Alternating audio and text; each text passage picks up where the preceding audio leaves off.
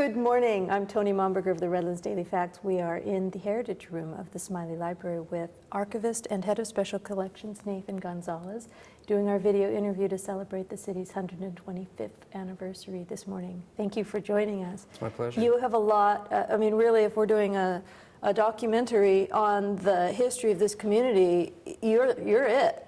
You're the interview, so... Oh, I don't know about that. I'm probably one of about 10 semi-qualified to qualified individuals. This is my excuse to let you run with it.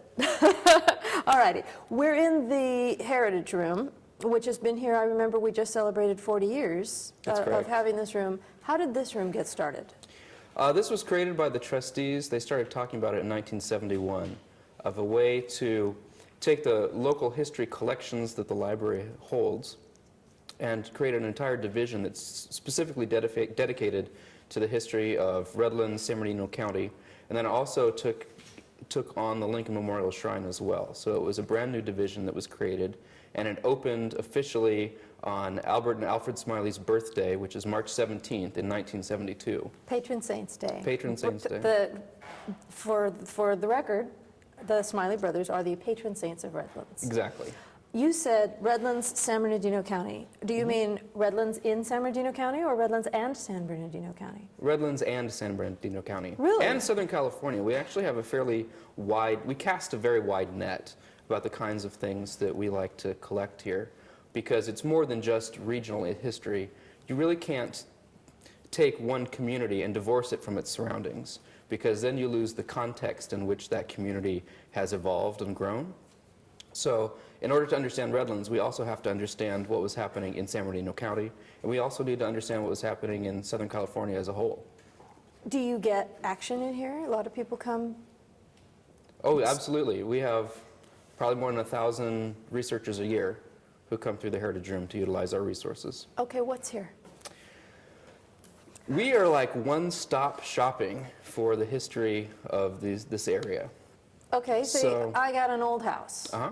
And I want to know about the history of my house.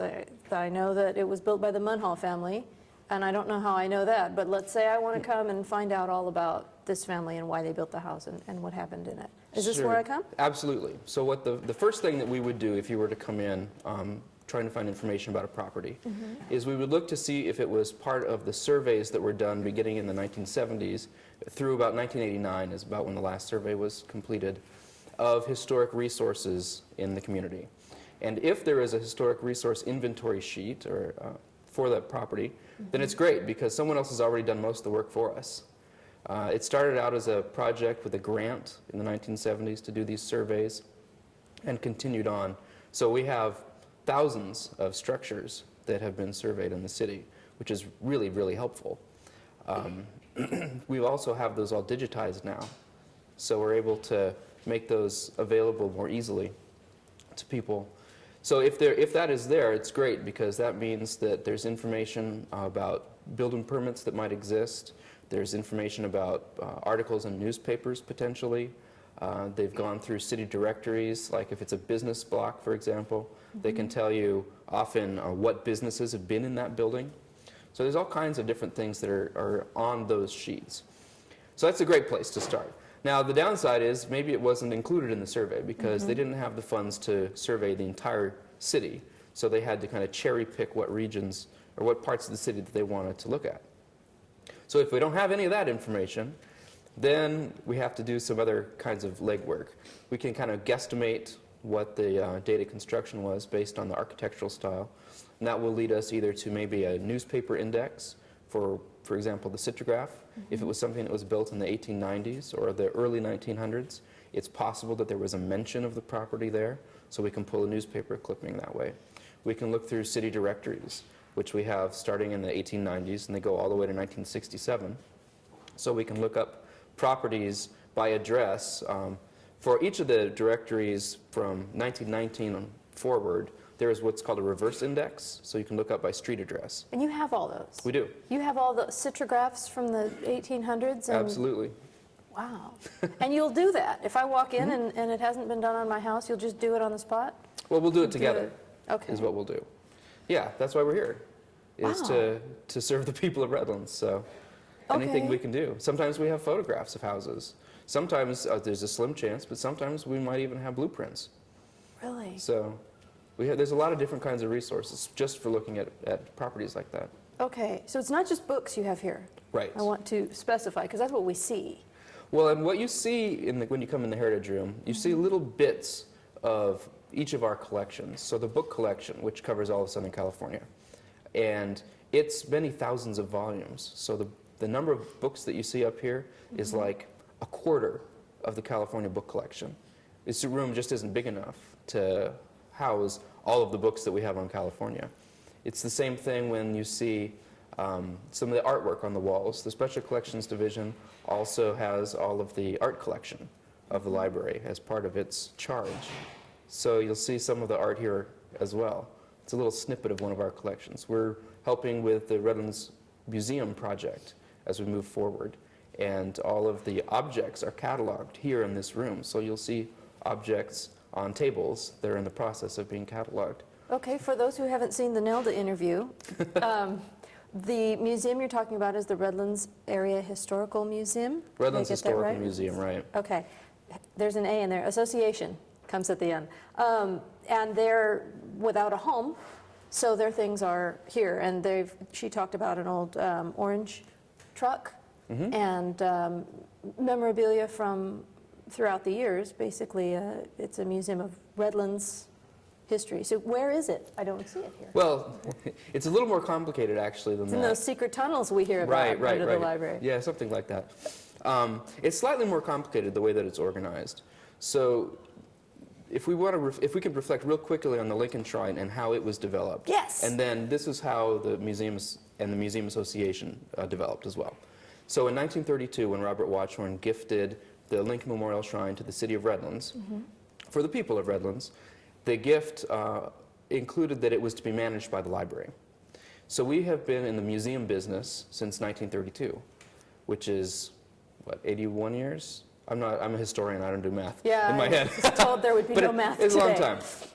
So we've been in the museum business that long. So about 13 years ago, when Nelda Stuck and Liz Begulin were really out starting to shake the trees for creating a Redlands museum, we all got together and tried to figure out what the best course of action would be. And what we decided as a group was that we needed a kind of a public-private partnership to bring this museum into reality.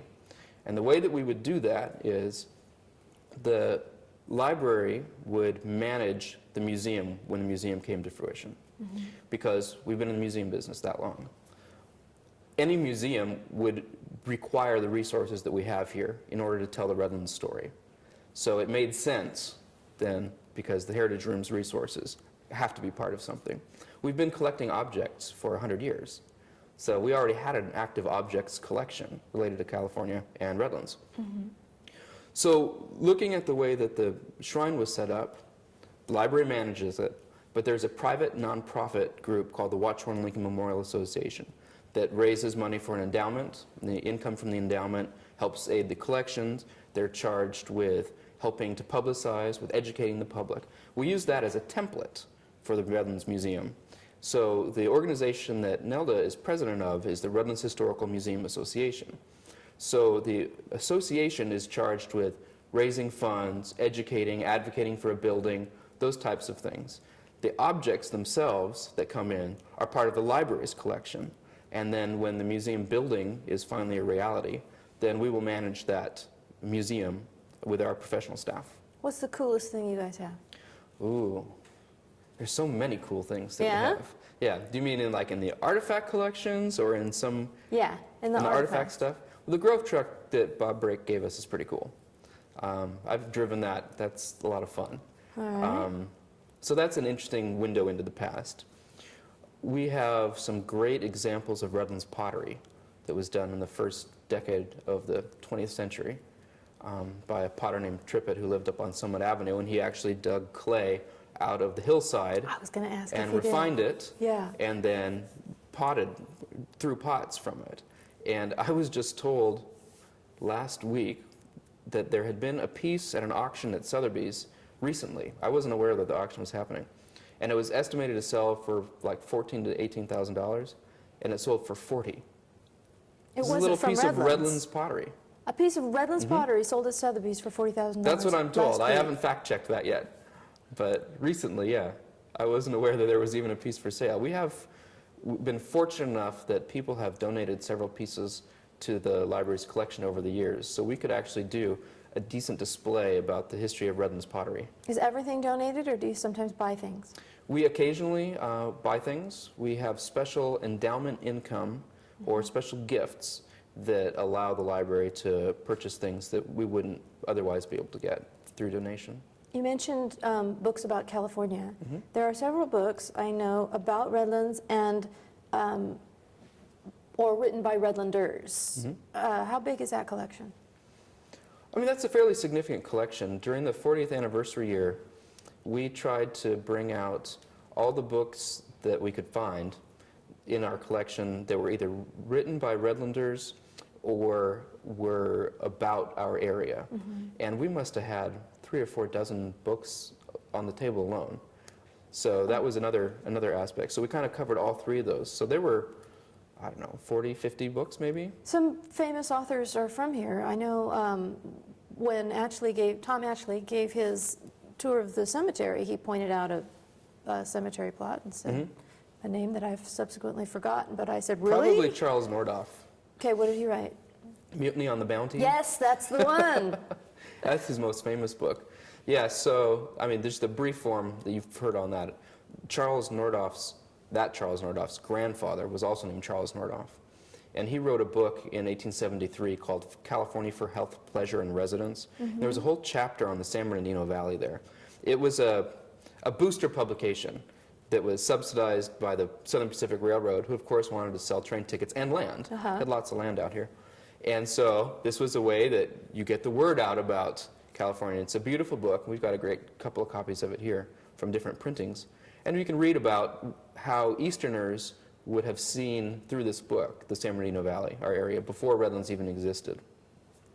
So he writes this book. Well, his son Walter is enamored with it, I guess, because he actually chooses to come to Redlands and live here.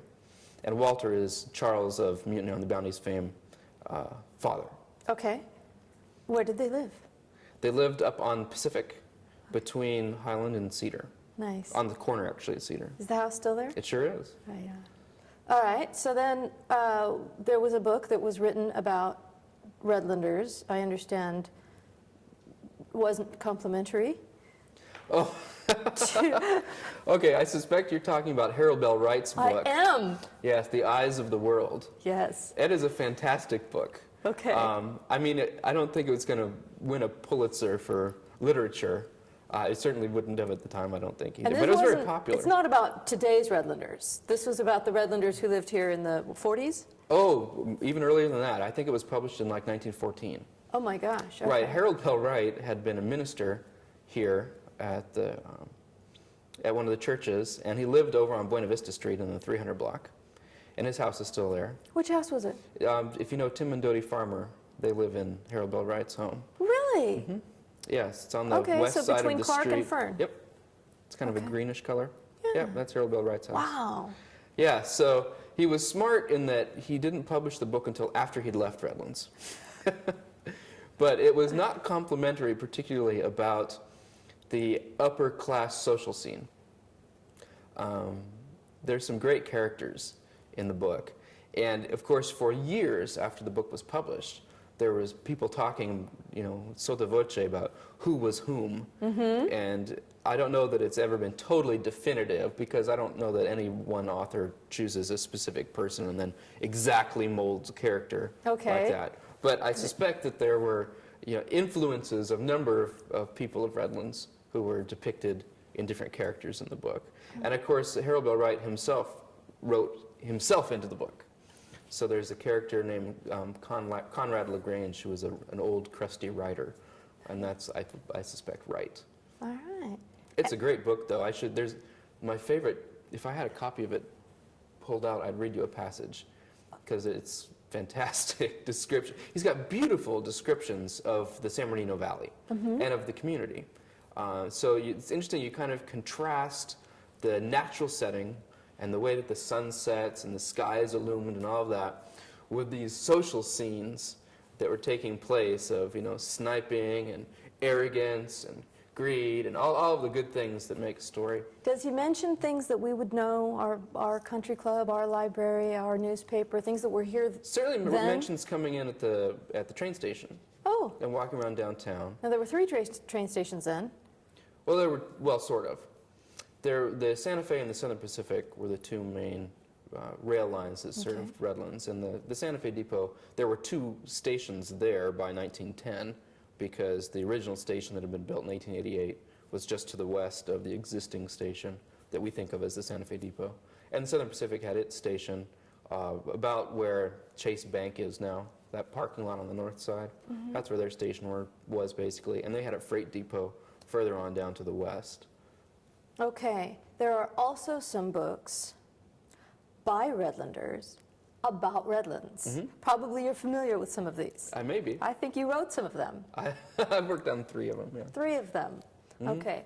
Have you done any on your own, or you've done them in partnership with other people? All 3 were done in partnership with Larry Burgess. Okay. Tell me about those books.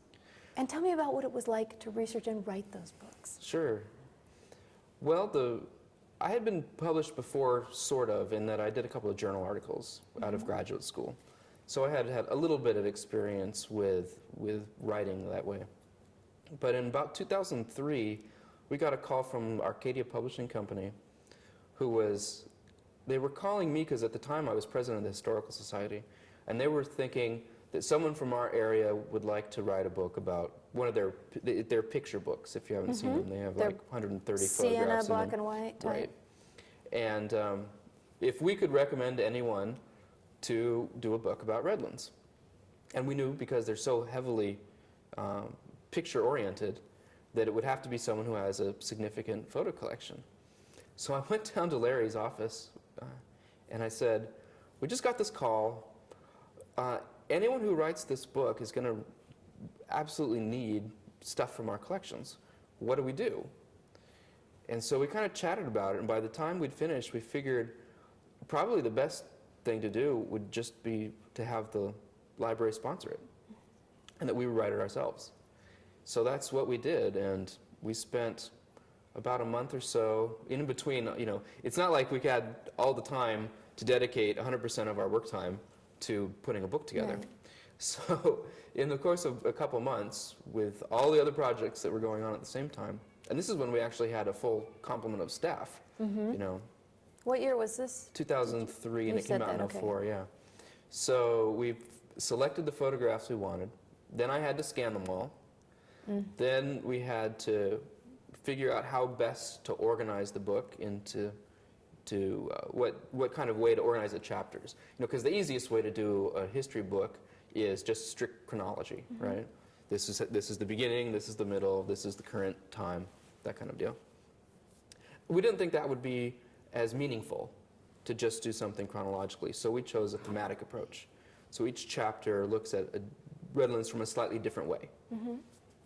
And then once we decided on that and got our pictures kind of organized, then it was the research phase to make sure that what we did and what we wanted to say about each of these things was accurate. And the way that Arcadia works is it's a very specific format. So you have X number of words in any one caption. You have to have a certain number of pictures, and it's exactly, every book is the exact same number of pages because it comes off the press in a certain way, and they run multiple books at the same time for a cost savings kind of thing. So it's a pretty rigid format. And what we tried to do then was, within that format, tell a bigger story than just something that was specific about a picture. So hopefully there's more context in each of the captions than just the content of the photo. So that was really the goal we're working on. And I laid it all out as we thought we wanted to see it in our computers. And when we presented the draft to the rep from the company, I guess that doesn't happen very often. They were so surprised that we'd basically done a lot of their work for them that they gave us an additional 2% royalty bump for the library on the book. So that was pretty cool. What could you have not done? You had to scan the photos, you had to write the text. Well, I think a lot of the authors that they find are not necessarily technically savvy. So they take the pictures and they ship them to Arcadia. Oh my God. Which we would never do here because too much can happen between here Well, yeah. and anywhere else.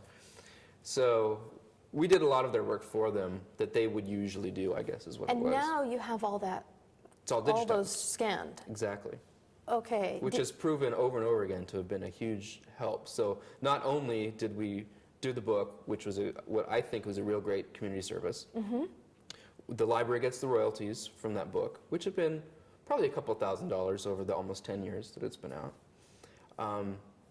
But then all of the work that went in is still usable. So all the digitizing that happened, now when someone comes in for a picture, and if it's one of the pictures that was in the book, or any of the other 2 books that we did, I can just pull it up on a computer instead of having to bring out the original, because every time you bring out an original, you risk damage, right? Damage from light, damage from handling, whatever. You know, something could happen.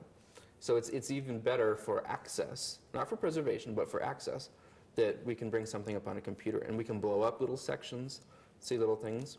One of the neat things in the Arcadia book was there was a picture taken inside the First National Bank of Redlands, about 1900, I think. Where was that? Right at the intersection at State and Orange on the southwest corner, where it's just parking lot for the mall now. Okay. And hanging next to the teller window is a whole sign written in Cantonese. And we had no idea what this meant. Of course, Redlands had a substantial Chinese population around the turn of the century. Down in that area where we now have Pearl Street and Oriental, and I mean, they're Yeah. named that way for a reason, right? Yeah, absolutely. That was Chinatown. Exactly, in yeah. Redlands. So there was a professor at the university for many years named Larry Nelson, who was in the English department. He said that place names are like tattletales artlessly blurting out the secrets of those who named them. Nice. So Oriental Street is indicative of its past. So where we see Oriental Street, that's where I Chinatown totally just jumped on what was. you were about to say. No, so anyway, talking about the Chinese population. We knew that there was one. We don't have a huge amount of information about it. But we actually got someone who worked at ESRI who could read it and translated the sign for us. And basically it was an advertisement to the Chinese members of the community that if they wanted to send money back to China, that they could come to that bank to do it. So they were actually seeking out Chinese customers at their bank. So I thought that was a really fascinating thing, that we were able to blow it up from this photograph and then print it out and then get it translated. And that's a direct result of doing this book project. Exactly. What were the categories you divided, the themes you divided the book into? We did kind of like the before Redlands period, which is pre-1881. We did the kind of the early years. We focused on like business development, homes, culture, schools. So those were kind of their own little pockets of interest. And I think we would have, if we'd chosen a strictly chronological approach, we would have lost some of those connections. Did you learn anything doing that particular book? I learned something every day I'm here. Really? Absolutely. So I learned a lot about this community doing that. When you're forced to do research into areas that you might not otherwise research, then all kinds of things come out. See, I think that people in Redlands think that you could just sit down and write that book. That you don't have to research it, that if you want somebody to just write about the history of Redlands and the way things were and what the photographs mean, that you ask Nathan and he can just tell you and just do it. Yeah, Larry's famous for saying that people seem to think that you just walk up to him and put a coin in the slot and out comes a speech. Yes, I think that too. Yeah. So it's like one of those old Nickelodeons, right? You put the coin in and it comes down and it plays a song. That kind of thing. There's a lot more to it than that. There isn't one talk that I give, one article that I write, something like that doesn't require some level of research to make sure that we have the story right and that the things that we're saying are important.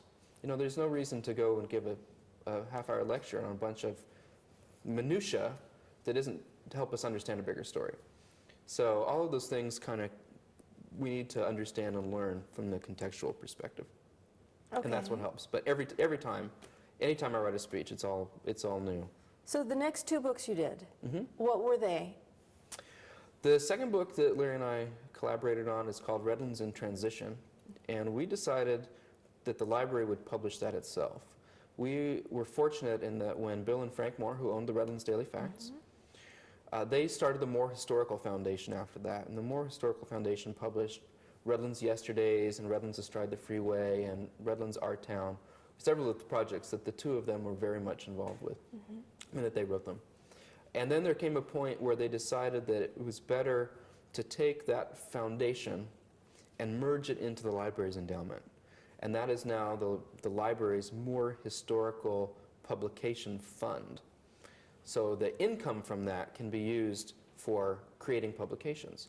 So we had this income that had been generated. The first book that was printed from that was Gretchen Lonis's book about the history of the Redlands Bowl Recollections.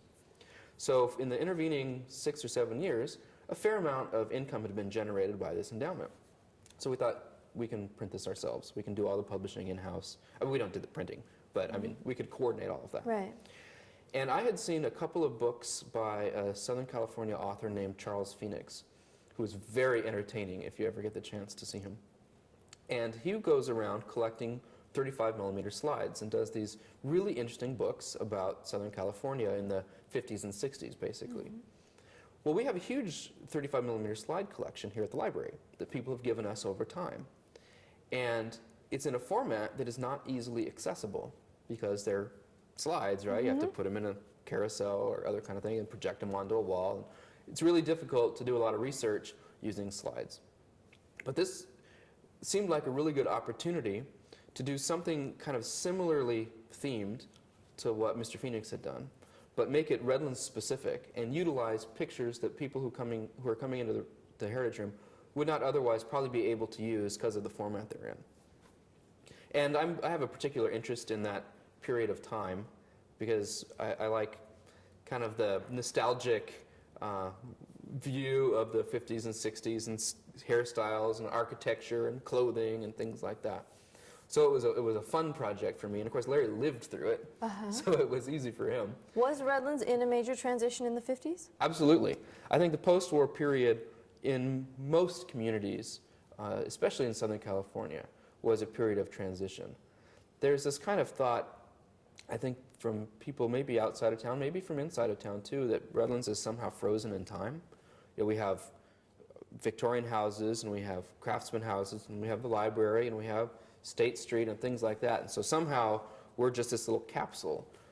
And if you go back and actually look at the community, there's been a huge amount of change over time. And the post-war period was a significant period of change for Redlands. That's when you have the decline of the orange industry. That's when you have housing subdivisions going in ways that was never done before. You have the whole face of downtown changes in the 1970s with the destruction of 6 square blocks and the construction of the Redlands Mall. So there's a lot of stuff that's going on during that period of time. And I thought it would be a good idea to focus on that. Because everything that had been done before that book focused on the early part of Redlands. You're talking about Judson and Brown, the Smileys, Stillman and Sylvan, and okay. Yeah, absolutely. And like Redlands Yesterdays specifically went up to 1920. And that's where they were going to draw the line, and nothing after that was going to be part of that book. So there's a whole story that needed to be told. And there are many more stories from that period that could be told. So we went through and surveyed all of our collections of slides to try to find images that were evocative of the era, but also were recognizable. Some of the things. Some of the places, of course, are no longer here. So we needed to tell how that happened as well. Then I had to scan all of those slides. So now those that were in a previously unusable format, or largely unusable, except by us, those are all scanned. So that's an area that's accessible now. We went through, we also did this book thematically instead of just chronologically. And there's some great things, and you can see, I think, looking at the things in this book, how much Redlands has even changed since 1960, for example. 1960 to 2013. Yeah, this is 13, right? Yes. So that was great fun to work on. I like to tell people I only do picture books. That's about my level of competence. So that's a picture book too. And we did an all color, which was great. The fund allowed us to do that and to sell it. We basically sell it at cost to the public. So they can get a full color book about the history of Redlands during the mid-century period for $30, which is pretty remarkable. Yeah, it is. And the last one you did? The third book that we worked on is called Faithfully and Liberally Sustained, Philanthropy in Redlands, which is a great title that we can't honestly say we came up with. It was published by ESRI Press. And Larry and I had talked about, he's been on the importance of philanthropy to this community for his entire career. And this is a unique community in terms of philanthropy, and that goes back to 1887 with the creation of the Y, and then into what the Smiley brothers did, and the kind of tradition of philanthropy that they helped mold that we still experience today. There's this long tradition of philanthropy here, and I think it is unique here. I think if you were to look at any other communities, there is philanthropy in other communities, but not kind of with the depth, I think, that we have here. I mean, it's said, I'm stealing this, so it's not mine. It's said that in Redlands you can serve on 3 nonprofit boards and still be considered a complete misanthrope.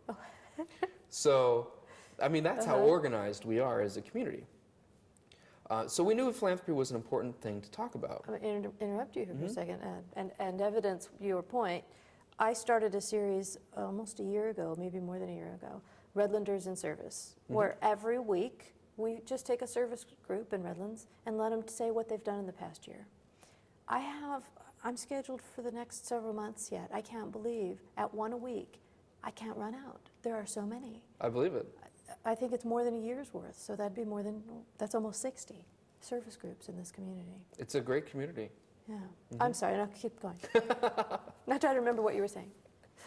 Well, so we had kind of been in some early discussions about putting a book together, and this was in 2009. We were back at Mohawk, which was Albert Smiley's resort, and his half-brother Daniel's family then later took it on. And New York? At Mohawk, right. And we were there with a group, and 2 of the members of the group were Jack and Laura Dangermond. And so we were walking back from the Daniel Smiley Research Center back up to the We Mountain should House. explain, for those who don't know watching, that Jack is the founder and owner of SRE. Right, yeah. President and CEO, and I think is what his card says. Okay. Yeah, so we were walking from the Daniel Smiley Research Center back up to the Mohawk Mountain House, which is not that far, they're on the same bit. And we were talking about this, and how ESRI Press, he decided, was going to publish this book because he felt it was an important story that needed to be told, and that we were the people to write it. And we talked about some of the different concepts about how to organize it, and it went from there. That was in July of 2009, and they had it finished, and we distributed it first to people who attended the library's gala in 2010 in March. So that was fast. Yeah. But that was a great book to focus on the philanthropic culture that we've created here in Redlands. You have more books in you? I hope so. I'm only almost 40, so You have more books in I you. have lots of time. Okay, you talked about the partnership between the Moores and the library. I know there's a gap in our morgue where we have all the old issues bound from 1890 to about the 60s. And then they pick up again in 1990. And when people want something from that gap, we send them here. Do you have the entire Redlands Daily Facts archive history here on microfilm? We have it mostly on microfilm. We have hard copies from 1890, from the beginning, through probably the mid-50s. Okay, so you have the same And thing we have. then we have microfilm that starts in about 1922, I think, and goes to the present. Okay. So we should have You have nearly all of it. every issue, either in a hard copy or in microfilm version. Okay. And seriously, where is all this stuff stored? Well, the library, as you might have gathered, is a pretty significantly sized building. There is as much square footage below the ground as you see above the ground. Okay. So we have materials in the basement of the Heritage Room. the basement of the young readers room, the children's room, the basement of the stack swing, which is the furthest wing to the west. Then, of course, the Lincoln Shrine houses part of its own collection in that building. So our collections never get smaller. They only get bigger because we don't want to presuppose that someone in the future is not going to want to use a particular resource that we have. I imagine in the past 40 years, what you have here in the Heritage Room has grown a lot. Substantially. And it will continue to grow, I expect. Yep. What are the plans for the Heritage Room? Are you planning Well, to expand it even further? Was this building wasn't built until, I want to say, this room. This room didn't exist until 1990. So the Heritage Room, when it was founded in 1972, was the easternmost section of the reference wing. So if you look down the long wing and you see the big rose window at the end, that's where the Heritage Room was. And it was kind of a half-wall enclosure, and there were things, and then material had to be brought up from the basement, from the stairs that come behind the reference desk, and that's where the collections were. So it burgeoned, and you built this to accommodate it. Exactly. Okay. And interestingly, the 1990 expansion of the library was the first time that public money was used to expand this building. Every time this building had been expanded before that was private gift. So it's back on we are part of that continuum tradition of philanthropy at the library. So that was really great. But this was purpose-built for the Heritage Room. It probably quintupled the amount of space that we needed for researchers, for storage, for all kinds of other things. And then the whole administration wing was built at the same time. Okay. And as you outgrow it? Well, Is there a plan? Was it built with a plan? part of the plan, at least at the moment, there are a couple things that we could do. One, there's this stuff called compact shelving, which means it's very expensive, unfortunately, so we have not jumped into that yet. But you can store almost twice as much material as if you have rigid shelving, because you have one aisle, and where that aisle is moves depending, right? So all the shelves are on wheels, basically. That's one thing we can do, and we'll have to do at some point. When the Redlands Historical Museum finally has a home and a place, then we can move all of the object stuff that is currently being housed in this building to a more appropriate storage in the museum structure, and that will free up more space too. So those are our two short-term goals. Okay. It's beautiful in here. I'm noticing the windows, and in fact, we should get a photograph of all of the windows, but and the woodwork. Can you talk to me a little bit about the windows? I know there's a story here. Sure. Each of the windows was designed by Tom Medlicott, who's a local artist, and each was individually commissioned by specific donors. For example, the one that's sitting behind me, or that's mounted behind me, is in honor of Frank and Mabel Morrison, who were very, very early pioneers to this community, 1880s. And Morrison Street is named after them? Yeah, and he was involved in banking, and they had a great ranch and all of that. And there were several families that kind of married toward each other, right? So one of the Morrisons married a Nordoff, married a Stillman around. So this was we have a whole collection of the Morrison, Nordoff, and Stillman families.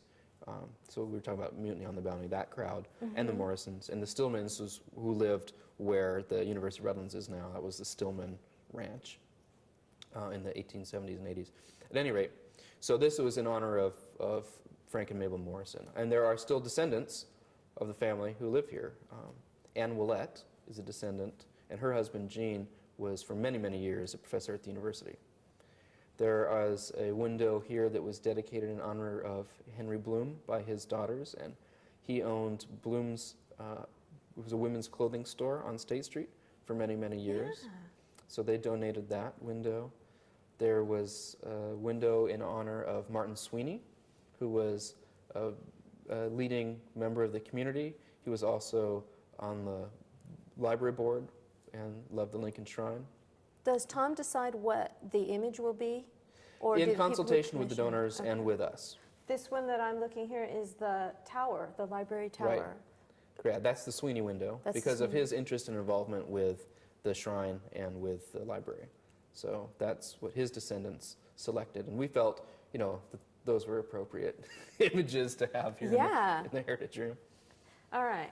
Before we started rolling, I told you I was going to make you retell this story, and there's no good segue into it, but it involves nudity, and I can't pass up the opportunity. Yeah. We were talking about scandals and drama in Redlands, and you said there was a topless bar. Yeah, so this is great. We mentioned briefly the diversity of the material in our collections. Yeah. So in the 1970s, I don't know if this came from the Redlands Police Department, Vice Squad, or who took it, but it was part of a transfer of material from the then city manager's office. His name was Pete Merritt, and he was city manager here for a long time.